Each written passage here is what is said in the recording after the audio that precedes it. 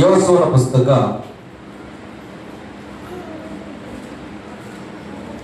ಯೋಸುವನ ಪುಸ್ತಕ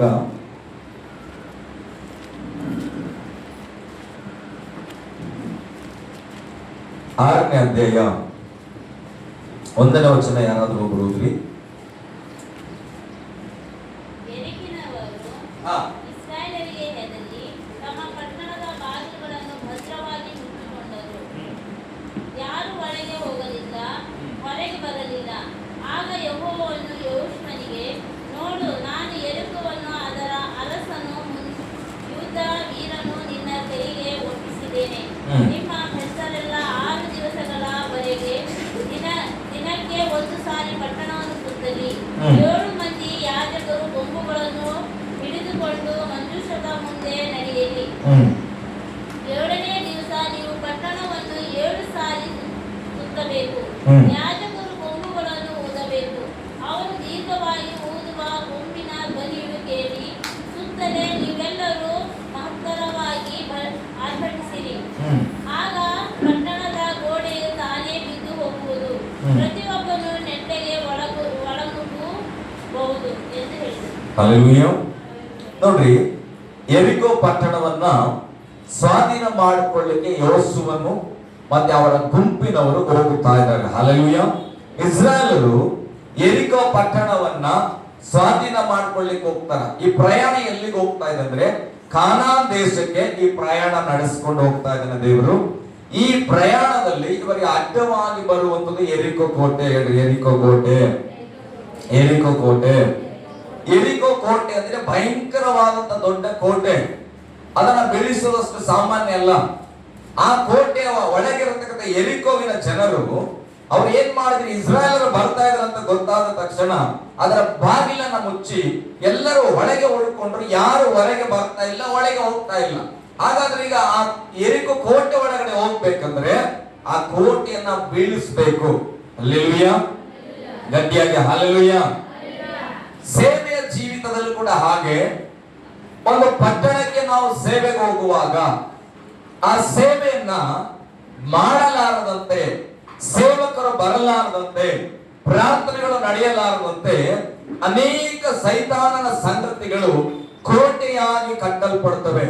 ಹಲ್ಲೆಲೂಯ. ಕೆಲವು ಕುಟುಂಬಗಳಲ್ಲೂ ಕೂಡ ಆಶೀರ್ವಾದಗಳಿಗಾಗಿ ನೀವು ಹೆಜ್ಜೆ ಇಡುವಾಗ ಆಶೀರ್ವಾದಗಳನ್ನ ಹೊಂದಿಕೊಳ್ಳದಂತೆ ಅನೇಕ ಸಮಸ್ಯೆಗಳು ಕೋಟೆಯಾಗಿ ಸುತ್ತುವರಿಯುತ್ತೆ. ಅಂತ ಸಂದರ್ಭದಲ್ಲಿ ಈ ಯೋಸುವನ ಪ್ರಾರ್ಥನೆ ಜೀವಿತ, ದೇವರು ಕೊಟ್ಟಂತ ನಿಯಮ ನಮಗೆ ಬಹಳ ಪ್ರಾಮುಖ್ಯ. ಒಂದು ಆಮೇಲೆ ಹೇಳ್ಬಹುದು. ಹಲ್ಲೆಲೂಯ. ಅಂದ್ರೆ ನಿಮ್ ಕಣ್ಣು ಮುಂದೆ ಒಂದು ದೊಡ್ಡ ಸಮಸ್ಯೆಯನ್ನ ಬಾಗಿಲಾಕಿ ಮುಚ್ಚಿರುವಂತದನ್ನ ನೆನಪು ಮಾಡಿಕೊಳ್ಳ್ರಿ. ಈಗ ನಮ್ಮ ಸಭೆಯ ಸೇವೆಯಲ್ಲಿ ಇಲ್ಲಿಗೆ ಹೋಲಿಕೆ ಮಾಡಿದ ನಮಗೆ ಸಾಲ ಒಂದು ದೊಡ್ಡ ಹೋರಾಟವಾಗಿ ಕಾಣಿಸ್ತಾ ಇದೆ. ಹಲ್ಲೆಲೂಯ. ಸ್ಥಳದ ಕೊರತೆ. ಅದೇ ರೀತಿಯಾಗಿ ಬೀದರ್ನ ಸೇವೆಗಾಗಿ ನಾವು ಗಮನಿಸುವಾಗ ನಮ್ಮ ತರಬೇತಿ ಮಾಡುವುದಕ್ಕೆ ನಮಗೆ ಒಂದು ಹಾಲ್ ಅಥವಾ ರೂಮ್ನ ಕೊರತೆಯಾಗಿದೆ. ಅಲ್ಲಿ ಎಷ್ಟೇ ಪ್ರಯಾಸ ಪಟ್ಟರು ಕೂಡ ತರಬೇತಿ ಮಾಡಲಿಕ್ಕೆ ಒಂದು ಸ್ಥಳ ನಮಗೆ ಸಿಗುತ್ತಾ ಇಲ್ಲ. ಇಲ್ಲಿ ಯೆರಿಕೋವಿಗೆ ಹೋಗ್ಲಿಕ್ಕೆ ಸೈನ್ಯ ಇದೆ, ಆದ್ರೆ ಅಲ್ಲಿ ಬಾಗಿಲು ಮುಚ್ಚಲ್ಪಟ್ಟಿದೆ. ಕೋಟೆ ದೊಡ್ಡದಾಗಿ ಕಟ್ಟಲ್ಪಟ್ಟಿದೆ. ಅದು ಸಾಮಾನ್ಯವಾಗಿ ಹೊಡಿಲಿಕ್ಕಾಗಲ್ಲ.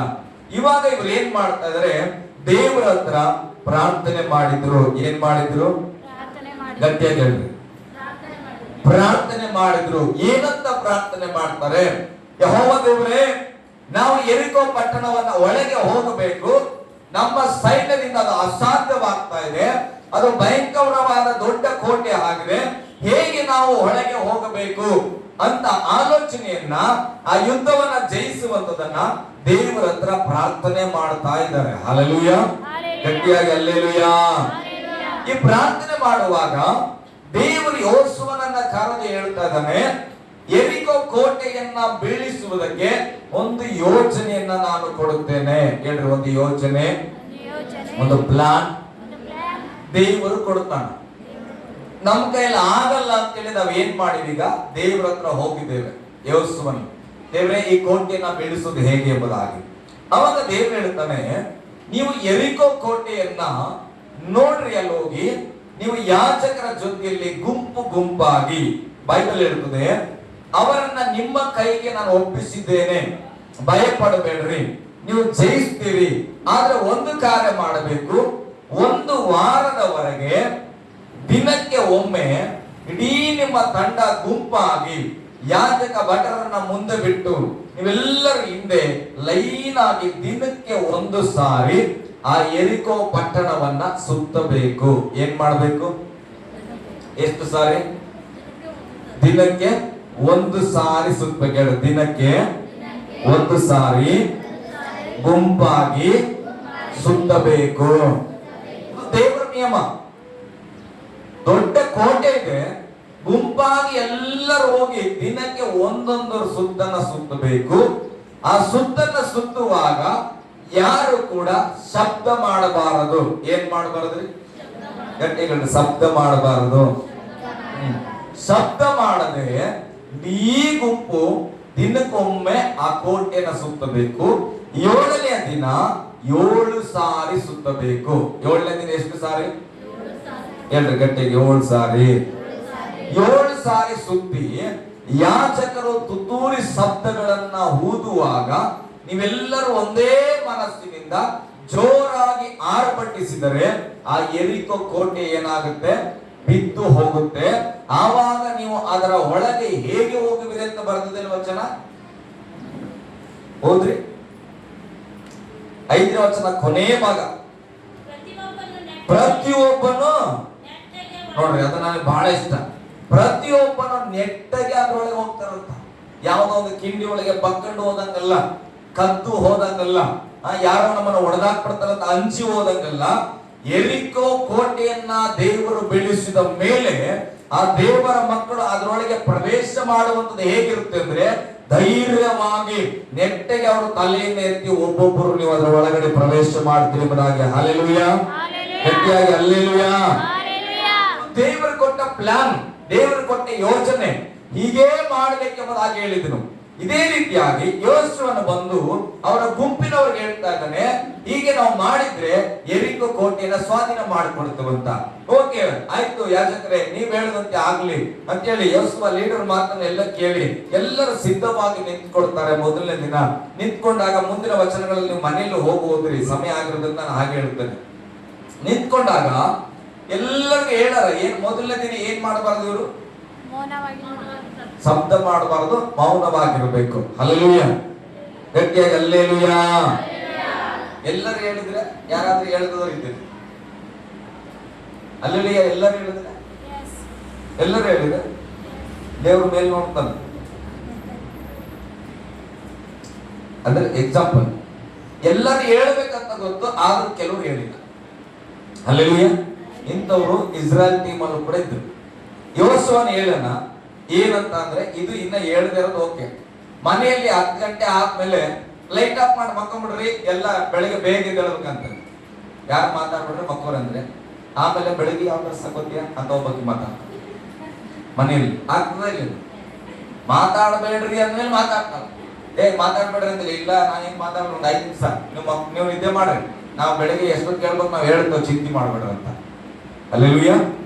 ಇಲ್ಲ, ಇವಾಗ ನೀವು ಟೈಮಿಗೆ ಮಕ್ಕೊಳ್ರಿ ಅಂತವೆ. ಅವ್ರೇನಂತಾರ, ನಿಮಗ್ ಬೆಳಿಗ್ಗೆ ಟೈಮಿಗೆ ಎದ್ದರೆ ಪರವಾಗಿಲ್ಲಲ್ಲ, ನಾವ್ ಎಷ್ಟು ಕಾರ ಮಕ್ಕೋತೇವೆ, ನಿಮ್ಗೆ 5 ಗಂಟೆಗೆ ಹೇಳ್ಬೇಕಲ್ಲ. ನಮ್ಮ ಮನೇಲಿ ಒಂದೊಂದ್ಸರಿ ಆಗ್ತದ. ಎಲ್ಲರೂ ಹೋಗುವಾಗ ಪ್ರಯಾಣ ಮಾಡುವಾಗ ನಾನು ಹೇಳ್ತಾ ಇರ್ತೇನೆ, ಬೇಗ ಪ್ಯಾಕ್ ಮಾಡ್ರಿ, ಬೇಗ ಪ್ಯಾಕ್ ಮಾಡ್ರಿ. ಬೆಳಿಗ್ಗೆ ಎದ್ದು ಹೋಗೋದಂತಂದ್ರೆ ಮನೇಲಿ ಲಾಸ್ಟಿಗೆ ಸಾಧ್ಯ ಮಾಡಿ ನೀವು ಬೆಳಿಗ್ಗೆ ನಿಮ್ಗಿಂತ ಮುಂಚೆ ಎದ್ಬಿಡ್ತೇವೆ, ನೀವು ಟೆನ್ಷನ್ ಮಾಡ್ಕೊಬೇಡಿ, ನೀವು ಆರಾಮ್ಸೆ ಮಕ್ಕೊಂಬಿಡ್ರಿ. ಇದು ನಿಯಮ ಅಲ್ಲ ಪ್ರೇರೆ. ಹಲ್ಲೆಲೂಯಾ. ಅದು ನಮ್ಮ ಮನೆದು. ಆದ್ರೆ ಇದು ನಿಯಮ ಅಲ್ಲ. ದೇವರು ನಿಯಮ ಕೊಟ್ಟನಂದ್ರೆ 10 ಗಂಟೆಗೆ ಮಲಿಕೊಂಡು 5 ಗಂಟೆಗೆ ಹೇಳ್ಬೇಕಂದ್ರೆ ಅದು ನಿಯಮ. ಬರೀ 5 ಗಂಟೆಗೆ ಹೇಳೋದಲ್ಲ. 1ನೇ ದಿನ ಯಾರು ಶಬ್ದ ಮಾಡಬಾರದು, ಮೌನವಾಗಿ ಸ್ತೋತ್ರ ಮಾಡುತ್ತಾ ಅದನ್ನು ಸುತ್ತಬೇಕಂದ್ರೆ 1ನೇ ದಿನ ನಿಂತ್ಕೊಂಡಾಗ ಬೈಬಲ್ ಹೇಳುತ್ತೆ, ಕೆಲವರು ಆಗ್ಲೇ ಆರ್ಭಟ ಮಾಡಕ್ ಶುರು ಮಾಡಿದ್ರು. ಹಲ್ಲೆಲೂಯಾ. ಯೆಹೋಶುವನು ಹೋಗಿ ತಪ್ಪಂದೇ ನಿಲ್ಲಿಸ್ರಿ, ಈ ದಿನ ಏನ್ ಮಾಡಂಗಿಲ್ಲ, ಶಬ್ದ ಮಾಡಬೇಡ್ರಿ, ಸುಮ್ಮನೆ ಆ ಕೋಟೆಯನ್ನ ಸುತ್ತರಿ ಎಂಬುದಾಗಿ. ಹಲ್ಲೆಲೂಯಾ, ಗಟ್ಟಿಯಾಗಿ ಹಲ್ಲೆಲೂಯಾ. ದೇವರು ಸುಮ್ಮನೆ ಸುತ್ತರಿ ಅಂತ ಅಂದಾಗ ನಾವು ಸುಮ್ಮನೆ ಸುತ್ತಬೇಕು. ಕೆಲವರು ಏನ್ ಮಾಡಿದೀವಿ, ಯೇಸು ಸ್ವಾಮಿಗೆ ಜಯವಾಗ್ಲಿ ಅಂದ್ವಪ್ಪ, ಅದೇ ತಪ್ಪಾಗ್ಬಿಡ್ತು. ಬೈಬಲ್ ಹೇಳುತ್ತೆ 6 ದಿನಗಳು ನೀನ್ ಶಬ್ದ ಇಲ್ಲದೆ ಸುತ್ತಂದ್ರೆ ಶಬ್ದ ಇಲ್ಲದೆ ಸುತ್ತಬೇಕಷ್ಟೇ. ಹಂಗಾಗಿದ್ರೆ ದೇವ್ರು ಹೇಳ್ತಾ ಇದ್ರು ಯೇಸು ಜಯವಾಗ್ಲಿ ಅಂತ ಹೇಳ್ರಿ ಅಂತ ಹೇಳ್ತಿದ್ರು. ಹಲ್ಲೆಲೂಯಾ, ಗಟ್ಟಿಯಾಗಿ ಹಲ್ಲೆಲೂಯಾ. ನಿಯಮ ಪಾಲನೆ ಮಾಡೋದಂದ್ರೆ ಎಂಡಿಂಗ್ ಅನ್ನ ಫಾಲೋ ಮಾಡೋದಲ್ಲ, ಪ್ರಾರಂಭದಿಂದ ಅಂತ್ಯದವರೆಗೂ ಫಾಲೋ ಮಾಡಬೇಕ್ರಿ. ಹಲ್ಲೆಲೂಯಾ. ಅವಾಗ ಅವ್ರು ಹೇಳ್ತಾರೆ, ಯಾರು ಕೂಡ ಶಬ್ದ ಮಾಡಬೇಡ್ರಿ ಅಂತ ಹೇಳಿ ದಿನಕ್ಕೊಂದು ಸಾರಿ ಆ ಕೋಟೆಯನ್ನ ಸುತ್ತಲ್ಪಟ್ಟರು. 7ನೇ ದಿನ ಬರುತ್ತೆ. 7ನೇ ದಿನ ಯೋಸುವನು ಹೇಳ್ತಾನೆ, ಈ ದಿನ ನೀವು ತುತ್ತೂರಿ ಶಬ್ದಗಳನ್ನ ಓದಬೇಕು. ಯಾವಾಗ? 7 ಸಾರಿ ಮೌನವಾಗಿ ಸುತ್ತಬೇಕು. 7ನೇ ಸಾರಿ ಎಂಡಿಂಗ್ ಸುತ್ತುವಾಗ ನೀವು ಆರ್ಭಟದಿಂದ ಜಯಘೋಷ ಮಾಡಿದ್ರೆ ಎರಿಕೋ ಪಟ್ಟಣವು ತನ್ನಷ್ಟಕ್ಕೆ ತಾನೇ ಬಿದ್ದು ಹೋಗುತ್ತಂತ ಹೇಳ್ತಾರೆ. ಇವರು ಅದೇ ರೀತಿಯಾಗಿ ಮಾಡಿ 7 ಸಾರಿ ಸುತ್ತಿ ಯಾಜಕರು ತುತ್ತೂರಿಯನ್ನು ಊದುವಾಗ ಅಲ್ಲಿದ್ದಂತ ಎಲ್ಲರೂ ಕೂಡ ಯೆಹೋವನಿಗೆ ಜಯವಾಗಲಿ ಎಂಬುದಾಗಿ ಗಟ್ಟಿಯಾಗಿ ಅವರು ಆರ್ಭಟ ಮಾಡಿದಾಗ ಬೈಬಲ್ ಹೇಳುತ್ತೆ, ಆ ಎರಿಕೋ ಕೋಟೆ ಸಂಪೂರ್ಣವಾಗಿ ಬಿದ್ದು ಹೋಯಿತು ಎಂಬುದಾಗಿ. ಹಲ್ಲೆಲೂಯಾ, ಗಟ್ಟಿಯಾಗಿ ಹಲ್ಲೆಲೂಯಾ. ಅವಾಗ ಅವ್ರು ಏನ್ ಮಾಡಿದ್ರು? ನೆಟ್ಟಗೆ ಅದರಲ್ಲಿ ಒಳಗೆ ನುಗ್ಗಲ್ಪಟ್ರಂತ. ಹಲ್ಲೆಲೂಯಾ. ಇವತ್ತು ನಾನು ಹೇಳ್ತೇನೆ, ನಮಗೆ ಸವಾಲಾಗಿರತಕ್ಕಂತ ಕೋಟೆಗಳನ್ನ ಬೀಳಿಸದೆ ನಾವು ಕೋಟೆಯನ್ನ ಹತ್ತಲಿಕ್ಕೆ ಯೋಚನೆ ಮಾಡ್ತೇವೆ. ಕೋಟೆಯನ್ನ ಬಿಲದ ತರದಲ್ಲಿ ಇಲಿಯ ಹಾಗೆ ಒಂದು ಸಣ್ಣ ರಂಧ್ರವನ್ನ ತೆರೆದು ಅದರೊಳಗೆ ಹೋಗಕ್ಕೆ ಪ್ರಾರಂಭ ಮಾಡ್ತೇವೆ. ನನ್ನ ದೇವರು ಅದಕ್ಕಾಗಿ ಕರೆಯಲ್ಪಟ್ಟಿಲ್ಲ. ಹಲ್ಲೆಲೂಯಾ, ಗಟ್ಟಿಯಾಗಿ ಹಲ್ಲೆಲೂಯಾ. ದೇವರು ಕರೆದಿರೋದು ನಾವು ತಲೆ ಎತ್ತುಕೊಂಡು ಜಯಘೋಷ ಮಾಡುತ್ತಾ ಆ ಎರಿಕೋವನ್ನ ಬೀಳಿಸಿ ಒಳಗೆ ಹೋಗುವಂತೆ ಕರೆದಿದ್ದಾನೆ. ಯಾವುದು ಚಿಡಿ ಹಾಕೊಂಡು ಹತ್ತಿ ಜಂಪ್ ಮಾಡಿ ಕಳ್ಳರಂತೆ ಹೋಗ್ಲಿಕ್ಕಲ್ಲ. ನಾವು ನ್ಯಾಯಾಧಿಪತಿಯ ದೇವರ ಮಕ್ಕಳಾಗಿದ್ದೇವೆ. ನ್ಯಾಯವಾದ ದ್ವಾರವನ್ನ ಪ್ರಾರ್ಥನೆಯಿಂದ ಕೆಡವಾಗಿ ಜಯದಲ್ಲಿ ಹೋಗಬೇಕ್ರಿ. ಹಲ್ಲೆಲೂಯಾ, ಗಟ್ಟಿಯಾಗಿ ಹಲ್ಲೆಲೂಯಾ. ಅದಕ್ಕೆ ನಾನು ಯಾವಾಗ ಹೇಳ್ತೇನೆ, ನನ್ನ ಸೇವೆ ನಾನು ಅಂದುಕೊಳ್ಳೋದು ಯೇಸು ಸ್ವಾಮಿ ಕೊಟ್ಟ ಸೇವೆ. ಇದು ನಂದಲ್ಲ, ನಮ್ಮ ಅಪ್ಪಂದಲ್ಲ, ಇದು ದೇವರ ಸೇವೆ. ಇದನ್ನ ಮಾಡುವಾಗ ನಾನು ಎಲ್ಲಿ ಕೂಡ ಭಯ ಪಡಲ್ಲ, ನಾನು ಎಲ್ಲಿ ಕೂಡ ನಿರಾಸೆ ಆಗಲ್ಲ. ಕಾರಣ ಏನ್ ಗೊತ್ತಾ? ದೇವರೇ, ನೀನು ಕರೆದಿದ್ದು ನನ್ನ ನೆಟ್ಟಗೆ ಸೇವೆ ಮಾಡ್ಲಿಕ್ಕೆ.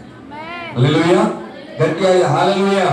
ಕುಟುಂಬ ಜೀವಿತಕ್ಕೆ ಬರುವಾಗ ಕುಟುಂಬ ಜೀವಿತವನ್ನ ದೇವರು ನನಗೆ ಕೊಟ್ಟಿದ್ದು ಅಂಜಿ ಜೀವನ ಮಾಡ್ಲಿಕ್ಕಲ್ಲ, ಧೈರ್ಯವಾಗಿ ತಲೆ ಎತ್ತಿ ನಾನು ನನ್ನ ಕುಟುಂಬದವರು ಯೆಹೋವನನ್ನೇ ಸೇವಿಸುತ್ತೇವೆ ಅಂತ ಗಂಟಘೋಷವಾಗಿ ಸ್ತೋತ್ರ ಮಾಡ್ಲಿಕ್ಕೆ ನನಗೊಂದು ಕುಟುಂಬ ದೇವರು ಕೊಟ್ಟಾರ ಪ್ರಿಯರೇ. ಹಲ್ಲೆಲೂಯಾ, ಗಟ್ಟಿಯಾಗಿ ಹಲ್ಲೆಲೂಯಾ.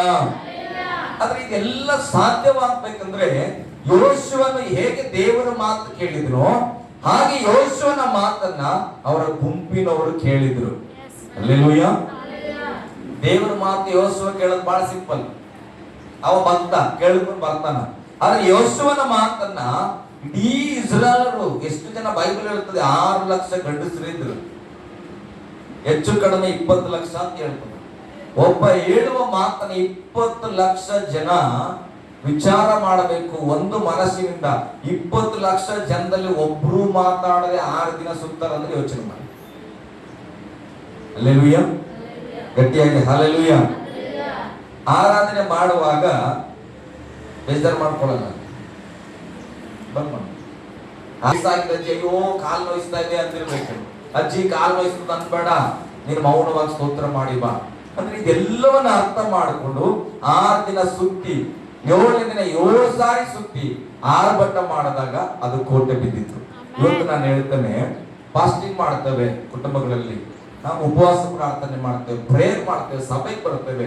ದೇವರು ಒಂದು ನಿಯಮ ಕೊಟ್ರೆ ಯಾವಾಗ ಆ ನಿಯಮದ ಪ್ರಕಾರವೇ ನಾವು ನಡ್ಕೊಳ್ತೇವಲ್ಲ, ಖಂಡಿತವಾಗಿ ಅದ್ಭುತ ಆಗುತ್ತದೆ.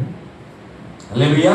ನಾವ್ ಏನ್ ಮಾಡ್ತೇವೆ, ದೇವರು ಕೊಟ್ಟ ರೀತಿಯಲ್ಲಿ ಮಾಡಲ್ಲ, ನಮ್ಮ ಮನಸ್ಸಿಗೆ ಬಂದಾಗ ಮಾಡ್ತೇವೆ. ಏನು ಈ ಕಡೆಯಿಂದಲೇ ಸುತ್ತಬೇಕಾ, ನಾನು ಒಂದು 20 ಜನ ಈ ಕಡೆಯಿಂದ ಬರ್ತೇವ್ರಿ ಅಂದ್ರೆ ಕೋಟೆ ಬೀಳ್ತಿದ್ದ ಇಲ್ಲ. ಅವ್ರು ಅನ್ಕೊಂಡ್ರ ಮೊದಲೇ ದಿನನೇ ಆರ್ಭಟ ಮಾಡ್ಲಿಕ್ಕೆ ಯೋಚನೆ ಹೇಳ್ತಾನೆ, ಯಾರು ಕೂಗ್ಬೇಡ್ರಿ. ಯಾಕೆ? ದೇವರು ಕೂಗ್ಬಿಡ್ರಿ ಅಂತ ಹೇಳೋಣ. ಕೂಗು ಅಂದಾಗ್ಲೇ ಕೂಗಬೇಕು. ಹಲ್ಲೆಲೂಯಾ, ಗಟ್ಟಿಯಾಗಿ ಹಲ್ಲೆಲೂಯಾ. ಅನೇಕ ಅದ್ಭುತಗಳನ್ನ ಗಮನಿಸ್ತೇವೆ. ಯೇಸು ಸ್ವಾಮಿ ಹೇಳದಂತೆ ಯಾರು ಮಾಡಿದರೋ ಅಲ್ಲಿ ಅದ್ಭುತಗಳಾಗಿವೆ.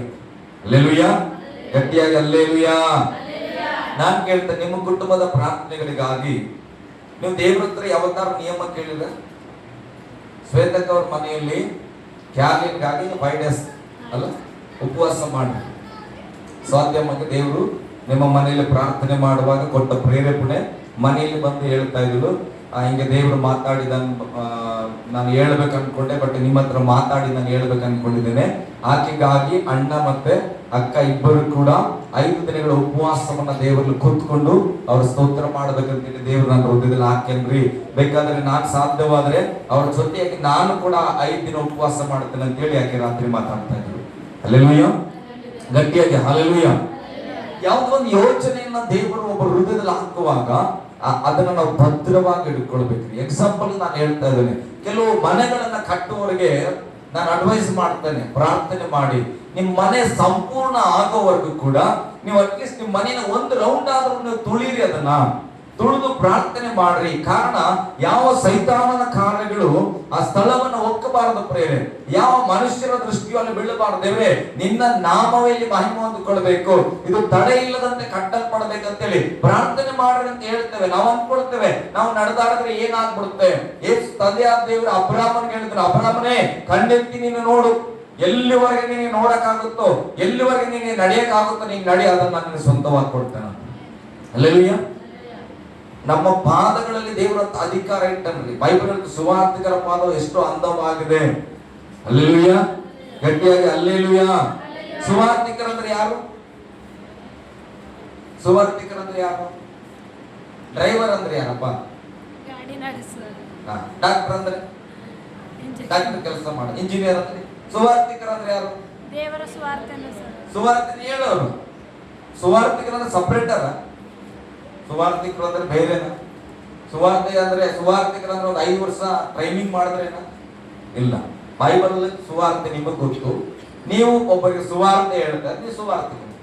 ಹಾಗಾದ್ರೆ ಬೈಬಲ್ ಹೇಳ್ತಾರೆ ಸುವಾರ್ತಿಕನ ಪಾದವು ಎಷ್ಟೋ ಅಂದವಾಗಿದೆ. ನಿಮ್ಮೆಲ್ಲ ಕಲ್ಪನೆ ಹೆಂಗಂದ್ರೆ ಅರಸು ಪಾದ ಮಾತ್ರ ಅಂದವಾಗಿದೆ, ಯಾಕಂದ್ರೆ ಮಾಸ್ಟರ್ ಎಲ್ಲ ಹಿಂಗೆ ಸೈತಾನ್ ನಮ್ಮ ತಲೆಯಲ್ಲಿ ಹಾಕಿರೋದು. ನೀನು ಒಬ್ಬರು ಸುವಾರ್ತೆ ಹೇಳ್ತಾ ಇದ್ರಿ, ಯೇಸು ಸ್ವಾಮಿ ಬಗ್ಗೆ ಮಾತಾಡ್ತಾ ಇದ್ರಿ, ಎಲ್ಲ ಜನರಿಗಾಗಿ ನೀನು ಪ್ರಾರ್ಥಿಸ್ತಾ ಇದ್ರಿ, ನೀನು ಒಬ್ಬ ಸುವಾರ್ತಿಗಳು. ಬೈಬಲ್ ಹೇಳ್ತಾ ನಿನ್ನ ಪಾದವು ಎಷ್ಟೋ ಅಂದವಾಗಿದೆ, ಆ ಪಾದ ತಾಕಲ್ಪಡುವ ಸ್ಥಳದಲ್ಲಿ ಸಮಾಧಾನ ಉಂಟಾಗುತ್ತೆ. ಹಲ್ಲೆಲೂಯ, ಗಟ್ಟಿಯಾಗಿ ಹಲ್ಲೆಲೂಯ. ನಮ್ಮ ಕಾಲಿನ ಬಗ್ಗೆ ನಮಗೆ ಗೊತ್ತಿಲ್ಲ. ನಾವು ಯಾವಾಗ ನೋಡಿದ್ರೆ ನಮ್ಮ ಮನೇಲಿ ನಾನು ಸಾಕ್ಷಿ ಇಲ್ಲದೆ ಏನಾದ್ರು ಫೋಟೋ ಇಳಿಸಿದ್ರು ನನಗೆ ಚಿಂತೆ. ಬಲಗಾಲಲ್ಲಿ ಒಂದು ಬೆರಳು ಏನಾಗಿದೆ, ಸೈಕಲ್ ಬಿದ್ದು ವಂಕಾಗಿದೆ. ಮೊನ್ನೆ ಬರ್ತ್ಡೇ ಫೋಟೋ ಇಳಿಸ್ತೀವಿ ಶ್ವೇತಕ್ ಅವ್ರ ಮನೆಯಲ್ಲಿ, ಸಾಕ್ಷಿ ಇಲ್ಲ, ಫೋಟೋ ನೋಡ್ತಾ ಇದೀನಿ, ನನ್ನ ಕಾಲ ಯಾಕಪ್ಪ ಹಿಂಗ ವಂಕಾಗಿದೆ ಅಂತ. ಹಲ್ಲೆಲೂಯ. ಮನೇಲಿ ಹೋಗಿ ನೋಡ್ರಿ ಶ್ವೇತಕ್ಕ ವಂಕೆ ಅದ ನನ್ನ ಕಾಲ ಅಂದ್ರೆ ನಾನು ಯಾವಾಗಿದು ವಂಕ್ ನೋಡ್ತೇವೆ ಎಕ್ಸಾಂಪಲ್.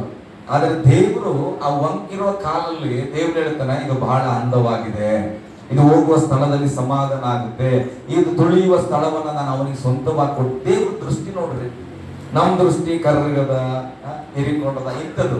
ಆದ್ರೆ ದೇವರು ಯಾವಾಗ ನೋಡೋದು ಅಂದವಾಗಿದೆ. ಹಲ್ಲೆಲೂಯ, ಗಟ್ಟಿಯಾಗಿ ಹಲ್ಲೆಲೂಯ. ನಿಮ್ಮ ಪಾದನ ನೋಡಿ ಹೇಳಿ, ನಮ್ಮ ಪಾದವು ಎಷ್ಟೋ ಅಂದವಾಗಿದೆ. ಯೇಸು ನಾಮದಲ್ಲಿ ಈ ಪಟ್ಟಣವನ್ನ ನಾವು ತಿರುಗುತ್ತೇವೆ, ಈ ಪಟ್ಟಣವನ್ನ ಸ್ವಾಧೀನ ಮಾಡಿಕೊಳ್ಳುತ್ತೇವೆ. ಹಲ್ಲೆಲೂಯ. ನಿಮ್ಮ ಅತ್ತೆ ಹೇಳ್ತಾ ಇರ್ಲಿ ಇದು ಕಾಲು ಗುಣ ಚಂದಿಲ್ಲ, ದೇವ್ರು ಹೇಳ್ತಾನೆ ನಿಮ್ ಕಾಲು ಚೆನ್ನಾಗಿದೆ. ಹಲ್ಲೆಲೂಯ. ನನ್ನ ಬಗ್ಗೆ ಯಾವಾಗಲೂ ನಮಗೆ ಶಿವ ಪಾಸ್ಟರ್ ಅಂತೇಳಿ ಒಬ್ರು ಸ್ಟಾರ್ಟಿಂಗ್ ಅಲ್ಲಿ ಸೇವೆಗೆ ಬರುವ ಪ್ರಾರಂಭದಲ್ಲಿ ಅವ್ರು ಹೇಳ್ತಾ ಇದ್ರು, ನಮಗೆ ಕಿಡ್ನಿ 2 ಕೊಟ್ಟಂತದ್ದು. ಕಿಡ್ನಿ ಎಷ್ಟು ಬೆಲೆ ಮಾಡುತ್ತೆ ಗೊತ್ತಾ? ಎಷ್ಟು ಇವತ್ತಿನ ದಿನಗಳಲ್ಲಿ? 5 ಲಕ್ಷ 2 ಲಕ್ಷ. ಹಂಗಂದ್ರೆ ಕಣ್ಣು ಯಾರು ಕೊಡ್ತೀರ? ಹೃದಯ ಯಾರು ಕೊಡ್ತೀರ? ನಮ್ಗೆ ಏನ್ ಕೊಟ್ಟ ದೇವ್? ನಾನೇ ಕೋಟ್ಯಾಧೀಶ್ವರ, ಏನಾದ್ರೆ ಏನ್ ಕೋಟ್ಯಾಧೀಶ್ವರ ಅಂತ ನಾನು ಹೃದಯನ ಬೇಕಾದ್ರೆ ಕೋಟಿ ಕೊಟ್ಟು ತಗೊಳ್ಳೋಣ ಕೊಟ್ಟರೆ. ಹಲ್ಲೆಲೂಯ, ಗಟ್ಟಿಯಾಗಿ ಹಲ್ಲೆಲೂಯ. ದೇವರು ಇಷ್ಟೆಲ್ಲ ಬೆಲೆ ಬಾಳುವಂತ ವಸ್ತುವನ್ನ ಕೊಟ್ಟು ನಮ್ಮನ್ನ ಸೃಷ್ಟಿ ಮಾಡೋಣ. ನಾವು ಅನ್ಕೊಳ್ತೇವೆ ನಾನು ಏನಿಲ್ಲದವನು, ಗರೀಬು, ದರಿದ್ರನು, ಬಲಹೀನನು ಎಂಬುದಾಗಿ. ಹಲ್ಲೆಲೂಯ. ಬೈಬಲ್ ಹೇಳುತ್ತೆ ನಿಮ್ಮನ್ನ ನಿಯಮದ ಪ್ರಕಾರವಾಗಿ ತಂದೆಯಾದ ದೇವರು ಯೇಸು ಕ್ರಿಸ್ತನ ಪವಿತ್ರಾತ್ಮನಿಗೆ ಹೋಲಿಕೆಯಾಗಿ ಅವರ ಸ್ವರೂಪದಲ್ಲಿ ನಮ್ಮನ್ನ ಸೃಷ್ಟಿ ಮಾಡ್ಯಾನ ಪ್ರಿಯರೇ. ಹಲ್ಲೆಲೂಯ. ಈಗ ನಾವು ಅರ್ಥ ಮಾಡ್ಕೊಳ್ಬೇಕಾಗಿರೋದು ನಮ್ಮ ಸವಾಲುಗಳನ್ನ, ನಮ್ಮ ಹೋರಾಟವನ್ನ ಬಿಡಿಸ್ಕೊಳ್ಳಿಕ್ಕೆ ನಾವು ಯಾವ ನಿಯಮದಲ್ಲಿ ಸ್ತೋತ್ರ ಮಾಡಬೇಕು, ಯಾವ ನಿಯಮದಲ್ಲಿ ನಾವು ಜೀವಿಸಬೇಕು, ಹೇಗೆ ಬದುಕಿದ್ರೆ ದೇವರ ಆಶೀರ್ವಾದ ಕಾಣುತ್ತೆ ಅರಿತುಕೊಂಡು ಅದನ್ನ ಫಾಲೋ ಮಾಡಿದ್ರೆ ಖಂಡಿತವಾಗಿ ನಾವು ಜಯದ ಜೀವಿತವನ್ನ ಕಾಣುವವರಾಗಿದ್ದೇವೆ. ಹಲ್ಲೆಲೂಯ. ಗಟ್ಟಿಯಾಗಿ ಹಾಲೆಲೂಯ. 2 ತಿಂಗಳಾಯ್ತು ಬೀದರಲ್ಲಿ ನಾವು ಹೋಗ್ತಾ ಇದ್ದೇವೆ. ಬೀದರಲ್ಲಿ ಗಲ್ಲಿಗಳನ್ನ ನಾವು ತಿರುಗ್ತಾ ಇದ್ದೇವೆ. ಬೈಕ್ ಮೇಲೆ ಹೋಗ್ತಾ ಇದ್ದೇವೆ. ದೇವ್ರ ಸ್ತೋತ್ರ. ಆಕಾಶ ಪಾಸ್ತ ಕಾರಲ್ಲಿ ಹೋಗ್ತಾ ಇದ್ದೇವೆ, ನಡ್ಕೊಂಡು ಹೋಗ್ತಾ ಇದ್ದೇವೆ. ಹೋಗುವಾಗೆಲ್ಲ ನಾವ್ ಏನ್ ಮಾಡ್ತೇವೆ, ಮನಸ್ಸಲ್ಲಿ ಅನ್ಯ ಭಾಷೆ ಪ್ರಾರ್ಥನೆ ಮಾಡ್ತೇವೆ. ಕಾರಣ ಏನು ಗೊತ್ತಾ, ದೇವ್ರೆ ಈ ಪಟ್ಟಣವನ್ನು ನಾವು ಸುಮ್ಮನೆ ಸುತ್ತಾ ಇಲ್ಲ, ನಮಗೊಂದು ನಂಬಿಕೆ ಇದೆ, ಇಲ್ಲಿ ಒಂದು ದೊಡ್ಡ ತರಬೇತಿನ ನಾವು ಮಾಡುತ್ತೇವೆ. ಹಲ್ಲೆಲೂಯ. ಗಟ್ಟಿಯಾಗಿ ಹಲ್ಲೆಲೂಯ. ನಾವು ಔರಾದ್ ಪಟ್ಟಣಕ್ಕೆ ಸೇವೆಗೆ ಬಂದಾಗ ನಾನು, ನನ್ನ ಹೆಂಡತಿ ಮತ್ತೆ ಸ್ವಾತಿಯಮ್ಮ, ನನ್ನ ಸ್ನೇಹಿತ ನವೀನ್ ಎಂಬುದಾಗಿ, ನನ್ನ ಅಕ್ಕನ ಮಗ ಸಿದ್ದು ಎಂಬುದಾಗಿ ನಾವೆಲ್ಲರೂ 5 ಜನ ಸೇರಿ ಈ ಪಟ್ಟಣವನ್ನ ಸುತ್ತಿದ್ದೇವೆ. ಯಾರು ನಮಗೆ ಪರಿಚಯ ಇಲ್ಲ. ಪ್ರತಿ ಒಂದೊಂದು ಗಲ್ಲಿಗಳಿಗೆ ಹೋಗಿದ್ದೇವೆ. ಯಾವ ಗಲ್ಲಿ ಏನಂತ ನಮಗೆ ಗೊತ್ತಿಲ್ಲ. ಎಲ್ಲ ಒಂದೊಂದು ಸಣ್ಣ ಗಲ್ಲಿಯಲ್ಲಿ, ಕೆಲವು ಕಡೆ ಅಕ್ಸಿ ಅಂತ ಕರೀತಾರೆ, ಏನಂತ ಕರಿತೀರಿ ಅಲ್ಲ, ಇಲ್ಲಿ ಗುಡಿ ಇದೆಲ್ಲ ಕಡೆ. ಅಲ್ಲಿ ಹೋದ್ರೆ ಪ್ರಾರ್ಥನೆ ಮಾಡ್ಕೊಂತ ಮನಸ್ಸಲ್ಲಿ ಹೋದ್ರೆ ಮುಂದ್ಗಡೆ ದಾರಿನೇ ಇರ್ತಾ ಇರ್ಲಿಲ್ಲ. ಕೆಲವು ಕಡೆ ಎಲ್ಲಿ ಹೋಗ್ತಾ ಇದ್ರೆ ಯಾರ ಮನೆ ಬೇಕು, ಈ ಕಡೆ ದಾರಿ ಇಲ್ಲ ಅಂದ್ರೆ ಹೌದಾ ಅಂತೇಳಿ ವಾಪಸ್ ಬಂದ್ವಿ. ಬಹಳಷ್ಟು ದಾರಿಗಳಲ್ಲಿ ಏನು ಜಾಯಿಂಟ್ ಆಗಲ್ಲ, ಎಂಡಿಂಗ್ ಆಗ್ಬಿಡ್ತದೆ. ಆ ಕಡೆ ಸಣ್ಣ ಇಷ್ಟು ದೊಡ್ಡ ರಸ್ತೆ ಇರ್ತದೆ, ಹೋಗ್ತಾ ಹಿಂಗಾದ್ರೆ ಮೂಲೆಯಲ್ಲಿ ಒಂದು ಮನೆ ಇದ್ದು ಬಿಡ್ತದೆ, ದಾರಿನೇ ಇರಲ್ಲ. ಅಂದ್ರೆ ಎಲ್ಲವನ್ನ ಸುತ್ತಿದ್ದೀವಿ ಪ್ರೇರೆ. ಕಾರಣ ಏನು ಗೊತ್ತಾ ದೇವರೇ, ಈ ಪಟ್ಟಣದಲ್ಲಿ ನಮಗೆ ಸೇವೆಯನ್ನ ಕೊಟ್ಟಿದ್ದಿ. ಇಲ್ಲಿ ಅನೇಕ ಜನರನ್ನ ನಾವು ರಕ್ಷಣೆ ತರಬೇಕು, ಅನೇಕ ಕುಟುಂಬಗಳಿಗೆ ಹೋಗ್ಬೇಕೆಂಬುದಾಗಿ ನಾನು ಹೇಳಲ್ಲ. ನನ್ನ ಜೀವನ ಸಾಕ್ಷಿ ಹೇಳೋದಾದ್ರೆ, ಔರಾದಲ್ಲಿರತಕ್ಕಂಥ ಎಲ್ಲ ಗಲ್ಲಿಗಳಲ್ಲಿ ಎಲ್ಲ ಜಾತಿಯ ಜನಾಂಗದ ಮನೆಗೆ ದೇವರನ್ನು ನಡೆಸಿದಾನ. ಹಲ್ಲೆಲೂಯ. ಗಟ್ಟಿಯಾಗಿ ಹಲ್ಲೆಲೂಯ. ಇದೆಲ್ಲ ಹೇಗ್ ಸಾಧ್ಯವಾಯಿತು ಅಂದ್ರೆ, ದೇವರು ಹೇಳಿದ ಪ್ಯಾಟರ್ನ್ ಅನ್ನು ಹಾಕಿಕೊಂಡು ನಾವು ಸ್ತೋತ್ರಗಳನ್ನ ಸಲ್ಲಿಸುವಾಗ ಅದು ಅದ್ಭುತವನ್ನ ನಡೆಸುವಂತದಾಗಿದೆ. ಹಲ್ಲೆಲೂಯ. ಗಟ್ಟಿಯಾಗಿ ಹಲ್ಲೆಲೂಯ. ಈಗ ನಾನು ಕೇಳ್ತೇನೆ, ನಿಮ್ ಕುಟುಂಬಕ್ಕಾಗಿ ಇಂಥದೊಂದು ಪ್ರಾರ್ಥನೆ ಮಾಡಕ್ಕಾಗಲ್ಲ? ನಿಮ್ ಮನೆಯಲ್ಲಿ ಸ್ವಲ್ಪ ಓಡಾಡ್ಕೊಂತ ಡೈಲಿ ಹೋಗಿ ಒಂದು ರೂಮ್ ಅಲ್ಲಿ ಒಂದು ರೌಂಡ್ ಹಾಕಿದ್ದೇವೆ.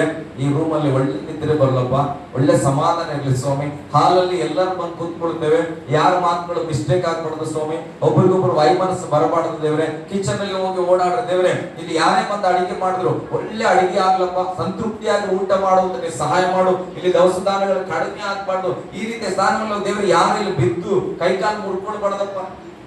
ಪ್ರತಿಯೊಂದೊಂದು ಸ್ಥಳಗಳಿಗೂ ಕೂಡ ನಾವು ಸ್ತೋತ್ರ ಮಾಡ್ಬೇಕ್ರಿ. ಹಲ್ಲೆಲೂಯ. ಗಟ್ಟಿಯಾಗಿ ಹಲ್ಲೆಲೂಯ. ನಾವು ಅದಕ್ಕೆ ಮನೆ ಓನರ್ಗಾಗಿ ಪ್ರಾರ್ಥಿಸ್ತೇವೆ. ಕಾರಣ ದೇವರು ಅವ್ರ ಮುಖಾಂತರ ಮನೆಯನ್ನು ಕಟ್ಟಿ ನಮಗೆ ಕೊಟ್ಟಲ್ಲ, ದೇವರು ಅವನ್ನ ಆಶೀರ್ವದಿಸುತ್ತೇವೆ. ಹಾಗೆ ನಮ್ಮ ಸ್ವಂತ ಸ್ಥಳಗಳಿಗೆ ನಾವು ಎಷ್ಟು ಪ್ರಾರ್ಥನೆ ಮಾಡಬೇಕಾಗದ್ರೆ. ಹಲ್ಲೆಲೂಯ. ಗಟ್ಟಿಯಾಗಿ ಹಲ್ಲೆಲೂಯ. ಇದನ್ನೇ ಪ್ರಾರ್ಥನೆ ವೀರರು ಅನ್ನೋದು. ಯುದ್ಧ ವೀರರು ಅಂದ್ರೆ ಯಾವಾಗ್ಲೂ ರೆಡಿ ಇರ್ಬೇಕು. ಸೈನಿಕರ ಬಗ್ಗೆ ಸ್ವಾತ್ಯಮ್ಮ ಹೇಳ್ತಾ ಇದ್ರು, ನಿಮ್ ಗ್ರೂಪ್ ಅಲ್ಲೇ ಹೇಳ್ತಾ ಇದ್ರು, ಏನು ಇಲ್ಲಿ ಹೇಳ್ತಿದ್ರು ಗೊತ್ತಿಲ್ಲ. ನನ್ನ ಕಿವಿ ಚೆನ್ನಾಗಿದೆ, ವಾಕ್ಯದ ವಿಷಯದಲ್ಲಿ ಮಾತ್ರ, ಬೇರೆದು ಕೇಳಿಸ್ತದಿಲ್ಲ, ಇದು ಕೇಳಿಸ್ಕೊಳ್ತಾನೆ. ಅದಕ್ಕೆ ಹೇಳ್ತಾರೆ, ನಾವು ಯುದ್ಧದ ಸೈನಿಕರು ಅಂದ್ರೆ ಆ ಕಡೆಯಿಂದ ಬರೋರು, ನಾವು ಬರ್ತಾ ಇದ್ದೇವೆ ನೋಡ್ರಿ, ನಿಮ್ಗೆ ಗುಂಡಾಸ್ಲಿಕ್ಕೆ ಇಲ್ಲಿ ನಿಂತು ನೋಡ್ರಿ, ಇಷ್ಟು ದೂರದಿಂದ ಇಷ್ಟು ಬುಲೆಟ್ ಅನ್ನ ನಾವು ನಿಮ್ಗೆ ಆರಿಸ್ತಾ ಇದೀವಿ ಅಂತ ಹೇಳ್ತಾರ. ಅವರು ಸತ್ತಿಲ್ಲದೆ ಅಕಸ್ಮಾತ್ ಆಗಿ ಬಂದು ಗುಂಡಾರಿಸ್ತಾರೆ. ಹಾಗಂದ ಮೇಲೆ ನಾವು ಯಾವಾಗಲೂ ಕೂಡ ಏನಾಗಿರ್ಬೇಕು, ಯಾವಾಗ ಬರ್ತಾನೋ ಸೈತಾನನು, ಯಾವಾಗ ಬರ್ತಾನೋ ದುಶ್ಮನ್ ಅನ್ನೋ ರೀತಿಯಲ್ಲಿ ಸೈನಿಕರು ಕಾದುಕೊಳ್ಳುವ ಹಾಗೆ ನಾವು ಕೂಡ ಪ್ರಾರ್ಥನೆ ಎಂಬ ಯುದ್ಧ ವೀರರು. ಯಾವಾಗ ನಮ್ಮ ಕುಟುಂಬಕ್ಕೆ ಸೈತಾನನು ಬರಬಹುದು, ಯಾವ ಮೂಲೆಯಲ್ಲಿ ಬೇಕಾದ್ರೂ ಸೈತಾನನು ಬರಬಹುದು, ಯಾವ ಮೂಲೆಯಲ್ಲಿ ನಮ್ಮ ಸಭೆಯನ್ನ ಸೈತಾನ ಹೋಗಬಹುದು, ನಾವು ಜಾಗೃತಿಯಾಗಿ ರೆಡಿ ಇರಬೇಕು ಪ್ರೇರೆ. ಹಲ್ಲೆಲೂಯ. ಹಲ್ಲೆಲೂಯ. ಯಾಕೆ ರೆಡಿ ಇರಬೇಕು?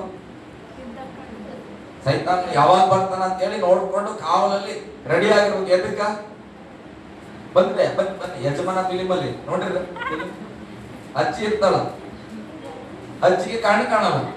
ಆ ಮನೆಯಲ್ಲಿ ಅವಾಗ ನೋಡಿ ನಾನು ಎಷ್ಟೊಮ್ಮೆ ನಂಬಕ್ಕಿಂತ ಮುಂಚೆ ಮನೆಯಲ್ಲಿ ಹೇಳ್ತಾರ, ಜೋಯಿಸ್ರು ಬರ್ತಾರ ಮನೆಗೆ ಪೂಜೆ ಮಾಡ್ಲಿಕ್ಕೆ, ಅವ್ರನ್ನ ವೆಲ್ಕಮ್ ಮಾಡ್ಕೋ ಅಂತ. ಆ ಅಮ್ಮಗೆ ಕಾಣಲ್ಲ. ಅಲ್ಲೊಬ್ಬ ಭಿಕ್ಷಿಕ ಬರ್ತಾನ, ಅಯ್ಯೋ ನಿಮ್ಗೆ ಕಾಯ್ಕೊಂಡಿದ್ವಿ, ಬನ್ರಿ ಒಳಗ್ ಬನ್ರಿ ಸ್ವಾಮಿಗಳೇ, ಕೂತ್ಕೊಡ್ರಿ ಅಂತೇಳಿ ಚಾಪಿ ಆಸದೇನೋ ಕೂಡ್ಸೋದೇನೋ ಊಟಕ್ಕೆ ರೆಡಿ ಮಾಡಿದ ಅಮ್ಮ ಏನೋ ಇವ್ರು ಪೂಜೆ ಮಾಡ್ಲಿಕ್ಕೆ ಬಂದಾರ ಜೋಯಿಸ್ರು ಅಂತ. ಹಲ್ಲೆಲೂಯ. ಅದಾದ್ಮೇಲೆ ಅವ್ರ ಮನೆ ಹುಡುಗರು ಬಂದು ಹೇಳಿ ಏನ್ ಮಾಡ್ತಾರೆ, ಚಸ್ಮವನ್ನ ಹಚ್ಚುವಾಗ, ಅರೆ ಈ ಅನಿಷ್ಟನ ನಾನು ಹೊರಗೆ ಕರ್ಕೊಂಡ್ ಬಂದಿದ್ದೆ ಅಂತೇಳಿ ಹೊರಗೆ ತಗೊಂಡು ಬಿಡ್ತಾರ. ಹಲ್ಲೆಲೂಯ. ಹಲ್ಲೆಲೂಯ. ಆ ಅಮ್ಮ ವೇಟ್ ಮಾಡ್ತಾನೆ ಇದ್ಳು, ಕಾಯ್ಕೊಂಡಿದ್ಲೇ ಇಲ್ಲ. ಅಮ್ಮ ಕಾದುಕೊಂಡೇ ಇದ್ಳು. ಯಾರೋ ಬರಬೇಕಾಗಿದೆ ನೆಂಟರು, ಅವ್ರಿಗಾಗಿ ಕಾದುಕೊಂಡಿದ್ಳು. ಈಗ ಅಲ್ಲಿ ಬಂದವ್ರನ್ನ ಈಕೆ ಏನ್ ಮಾಡಿದ್ರು, ವೆಲ್ಕಮ್ ಮಾಡ್ಕೊಂಡೇ ಬಂದಳು. ವೆಲ್ಕಮ್ ಮಾಡ್ಕೊಂಡು ಬಂದು ಕೂಡಿಸಿದ್ರು. ಆಮೇಲೆ ಚಸ್ಮಾ ಹಾಕೊಂಡ್ಮೇಲೆ ಏನ್ ಮಾಡಿದ್ಳು ಅಮ್ಮ, ಆಕೆಯನ್ನು ತಗೊಂಡೋಗಿ ಅನಿಷ್ಟ ಅಂತೇಳಿ ಹೊರಗೆ ಬಿಟ್ಲು. ಭಿಕ್ಷುಕರು ಅನಿಷ್ಟ ಅಲ್ಲ ಪ್ರೇರಣೆ, ಅಲ್ಲೆಲ್ಲ ಪ್ರೀತಿ ಮಾಡ್ರಿ, ಅವ್ರನ್ನ ಪೋಷಣೆ ಮಾಡ್ರಿ, ಸಿನಿಮಾ ಡೈಲಾಗ್ ಅದು. ಹೊರಗೆ ಬಿಟ್ರು. ಹಾಗಾದ್ರೆ ಆಕೆ ಅವ್ರನ್ನ ಒಳಗೆ ಕರ್ಕೊಂಡ್ಬರ್ಲಿಕ್ಕೆ ಕಾರಣ ಏನು? ಏನು ಕಾರಣ ಏನು? ಅಮ್ಮ ಕಣ್ ಕಾಣಲ್ರಿ ಅಪ್ಪ, ಕಣ್ಣು ಕಾಣದಿದ್ರೆ ಕರ್ಕೊಂಬಂದಿರು. ಕಣ್ಣು ಕಾಣದಿದ್ದಕ್ಕೆ ಏನ್ ಮಾಡ್ತಿದ್ದಾನೆ? ಹೊರಗೆ ತಗೊಂಡೋಗಿ ಬಿಡ್ತಾ ಇದ್ದಾನೆ. ಇವತ್ತು ಅನೇಕ ಕುಟುಂಬಗಳಲ್ಲಿ ಹೆಂಗಂದ್ರೆ ಕಾಯ್ಕೊಂಡ್ರ ಯಾವಾಗಾರ ಬರ್ತಾನೇನೋ ಸೈತಾನ್ ಬರ್ತಾನೇನೋ ಅಂತ. ಸೈತಾನ್ ಬಂದ್ನು, ಯಪ್ಪ ನಿನ್ನೇ ಕಾಯ್ಕೊಂಡಿದ್ದೆ, ಬಾಯಿ ಕೂಡಿಲ್ಲಿ ಊಟ ಮಾಡು, ಬಾ ಇದು ಬೆಡ್ರೂಮ್ ನೋಡಿ, ಆರಾಮ್ಸೆ ರೆಸ್ಟ್ ಮಾಡು, ಬಾ ಇಲ್ಲಿ ನೋಡಿ ಬಿಸಿ ನೀರು ಕಾಯಿಸ್ತವೆ, ಸ್ನಾನ ಮಾಡು, ಹಲ್ಲೆಲೂಯ.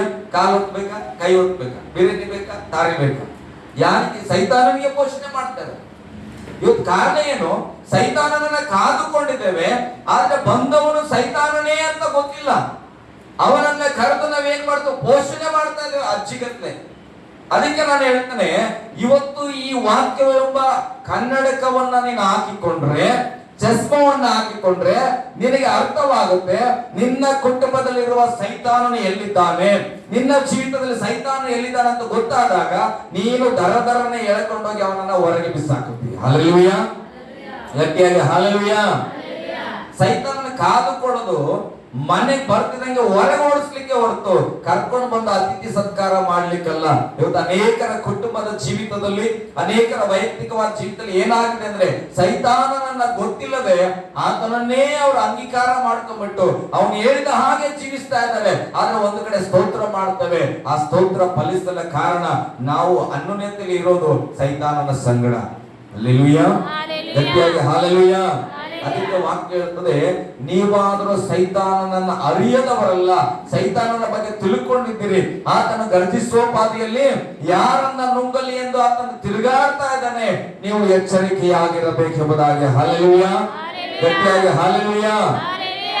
ನಿಮ್ಮ ದೃಷ್ಟಿ ಎಷ್ಟರ ಮಟ್ಟಿಗೆ ಚೆನ್ನಾಗಿ ಕಾಣಬೇಕಂದ್ರೆ ನೋಡಿದ ತಕ್ಷಣ ಇದು ಸೈತಾನನ ಕ್ರಿಯೆ ಅಂತ ಗೊತ್ತಾಗ್ಬೇಕು. ನೋಡಿದ ತಕ್ಷಣ ಇದು ಸೈತಾನನ ಆಲೋಚನೆ ಅಂತ ಗೊತ್ತಾಗ್ಬೇಕು. ನೋಡಿದ ತಕ್ಷಣ ಇದು ನನ್ನ ಜೀವಿತವನ್ನ ಹಾಳು ಮಾಡುವಂತ ಸಂಗತಿ ಅಂತ ಗೊತ್ತಾಗ್ಬೇಕು. ಅದೆಲ್ಲ ನಿಮ್ಗೆ ಗೊತ್ತಾಗ್ಬೇಕಂದ್ರೆ ಈ ಕುರುಡಾದ ಕಣ್ಣುಗಳನ್ನ ತೆರೆಯಲ್ಪಟ್ಟು ವಾಕ್ಯವೆಂಬ ಚಸ್ಮವನ್ನು ಹಚ್ಕೊಳ್ಬೇಕು. ಹಲ್ಲೆಲೂಯ, ಗಟ್ಟಿಯಾಗಿ ಹಲ್ಲೆಲೂಯ. ಅದಕ್ಕೆ ಪವಿತ್ರಾತ್ಮನನ್ನು ನಮಗೆ ಯಾಕೆ ಕೊಡಲ್ಪಟ್ಟಿದ್ದಾನಂದ್ರೆ ಏನು ನಾವು ಮಾಡಬೇಕು, ಏನು ಮಾಡಬಾರದು ಅಂತ ಕಲಿಸುವುದಕ್ಕಾಗಿ ಪವಿತ್ರಾತ್ಮನನ್ನ ದೇವರು ನನಗೂ ನಿಮಗೂ ಕೊಟ್ಟಿದ್ದಾನೆ. ಹಲ್ಲೆಲೂಯ, ಗಟ್ಟಿಯಾಗಿ ಹಲ್ಲೆಲೂಯ. ಹಾಗಾಗಿ ಇವತ್ತು ನೀವು ತೀರ್ಮಾನ ಮಾಡಬೇಕಾಗಿರುವಂತ, ದೇವರೇ ನಮಗೆ ಪವಿತ್ರಾತ್ಮನ ಸಹಾಯ ಕೊಡಪ್ಪ. ನನ್ನ ಮನೆಯಲ್ಲಿ ಯಾವುದು ಸ್ವಭಾವ ಇರಬೇಕು, ಯಾವ ಸ್ವಭಾವ ಇರಬಾರದು, ಯಾವ ಸಹವಾಸ ಇರಬೇಕು, ಯಾವ ಸಹವಾಸ ಇರಬಾರದು, ಯಾವ ಮಾತುಗಳನ್ನ ಹಾಡಬೇಕು, ಯಾವ ಮಾತುಗಳನ್ನ ಹಾಡಬಾರದು. ಹಲ್ಲೆಲೂಯ. ಯಾವ ಸ್ಥಳಗಳಿಗೆ ನಾನು ಹೋಗಬೇಕು, ಯಾವುದಕ್ಕೆ ಹೋಗಬಾರದು, ಇದನ್ನ ಅರಿತುಕೊಂಡು ನಮ್ಮನ್ನ ನಾವು ಕ್ರಮ ಪಡಿಸ್ಕೊಂಡ್ರೆ ನಾನು ಹೇಳ್ತೇನೆ, ನೀವೇ ದೊಡ್ಡ ಸೇವಕರು. ಮತ್ತೊಬ್ಬರು ನಿಮಗೆ ನಸಲಿಲ್ಲ, ನೀವೇ ದೊಡ್ಡ ಸೇವಕರು. ನಿಮ್ಮ ಒಳಗಡೆ ದೇವರ ಆತ್ಮನಿದ್ದಾನೆ, ನಿಮ್ಮನ್ನ ಬಲಪಡಿಸ್ತಾನೆ. ನಿಮ್ಮ ಪ್ರಾರ್ಥನೆಯಿಂದಲೂ ಎರಿಕೋ ಕೋಟೆ ಬಿದ್ದು ಹೋಗುವಂತದ್ದಾಗಿದೆ. ಹಲ್ಲೆಲೂಯ, ಗಟ್ಟಿಯಾಗಿ ಹಲ್ಲೆಲೂಯ. ನಾವೆಲ್ಲರೂ ಕರ್ತನ ಸನ್ನಿಧಿಯಲ್ಲಿ ಎದ್ದು ನಿಂತುಕೊಳ್ಳೋಣ. ಪ್ರಿಯರೇ, ಎಲ್ಲರೂ ಕೂಡ ಎದ್ದು ನಿಂತುಕೊಳ್ಳೋಣ. ಪ್ರತಿಯೊಬ್ಬರ ಕಣ್ಣು ಮುಚ್ಚಲ್ಪಡಲಿ.